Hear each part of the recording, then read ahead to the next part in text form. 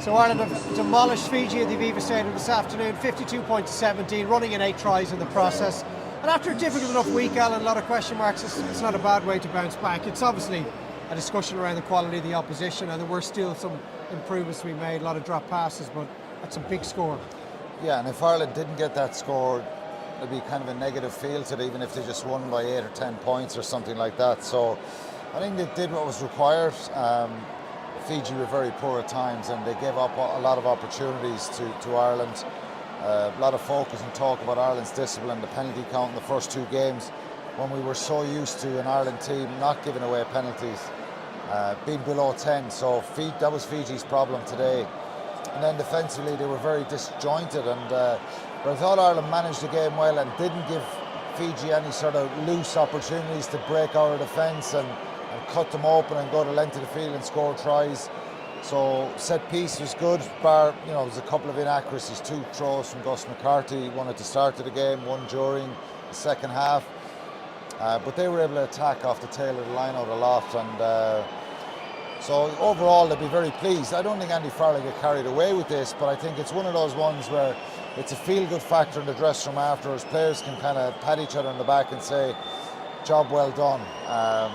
But yeah, next week's going to be a different kettle of fish, but the attack was sublime, I think, and they punished Fiji with those opportunities in defence they gave them.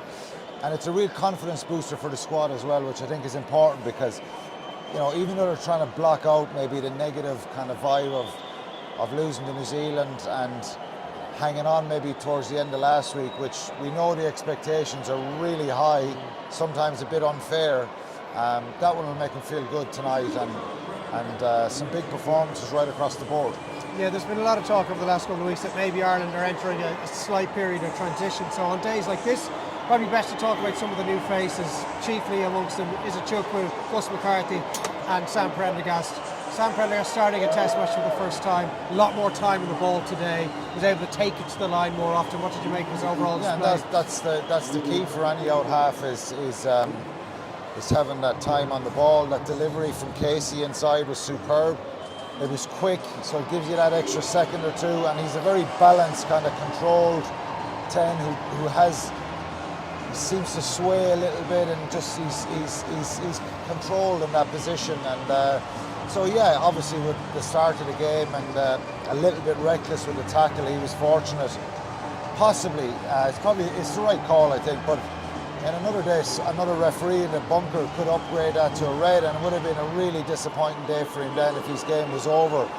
So yeah, a lot of front foot ball, but we saw the quality, and I think the other fly halves, Jack Crowley and Kieran Frawley, were saying, God, I wish I was starting on the team like today, which was getting that delivery and that speed of delivery. So really good day for him, and he stepped up. Chukwu, not as prominent as I would have liked. He seemed a little bit nervy not to get in the way of carries, or not to put himself in the position to carry more, but some really good moments from him. And of course Gus McCarthy, lots of positive involvements, and to get a try in the end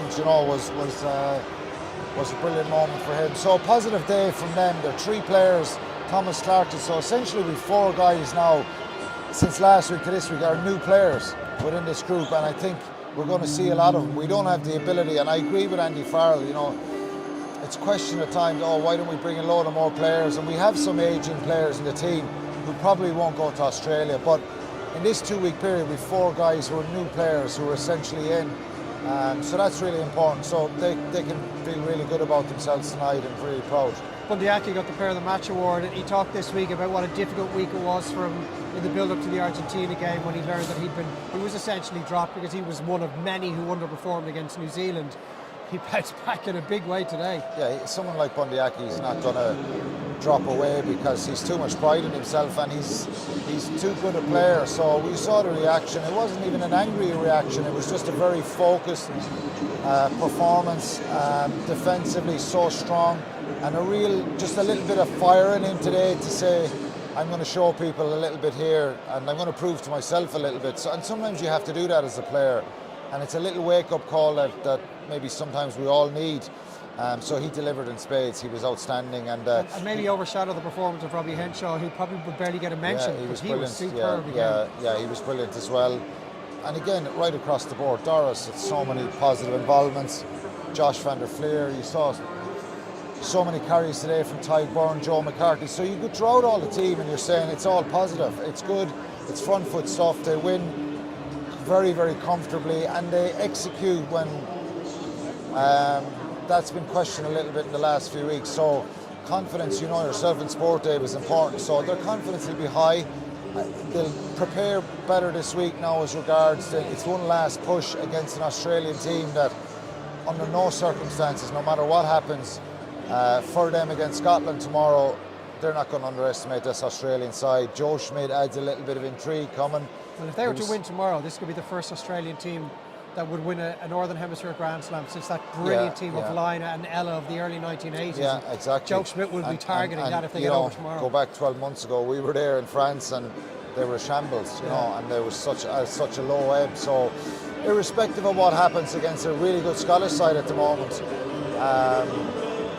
this Australian side are very, very dangerous coming to Dublin next week. But you know, as I said, I remember thinking as a player, you're in these kind of games where you're damned if you do and you're damned if you don't, because you're better off doing. So exactly, some of the focus will be Fiji, and we have to be honest in our appraisal. Fiji were really poor at times. They didn't hold the ball for any sustained period, but you know, those 4, 5, 6, 7 phases that they got to Ireland were rock solid. Bar the 2 little defensive lapses for the 2 tries they got, I think they'll be forgiven, but it sets them up nicely for next week. Not to get carried away, but to really kind of have a little spring in their step now in their preparation, and all focused always on Australia. Yeah, well, that is a mouth-watering fixture. Joe Schmidt bringing his Wallabies team to Dublin. It's live on Virgin Media Television next Saturday. Join us from 2 for the build-up. It'll be on Virgin Media Play and Virgin Media 2. We're already looking forward to that. But from the Aviva, where Ireland have piled on over 50 points against Fiji, it's been a positive day.